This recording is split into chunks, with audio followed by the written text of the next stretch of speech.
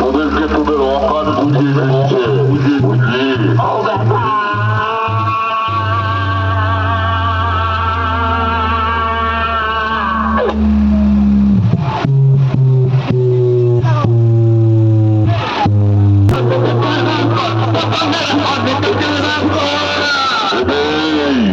এই কালী পূর্ব বর্ধমানের খ্যাতিমান সাউন্ডের সঙ্গে কম্পিটিশন করার আগে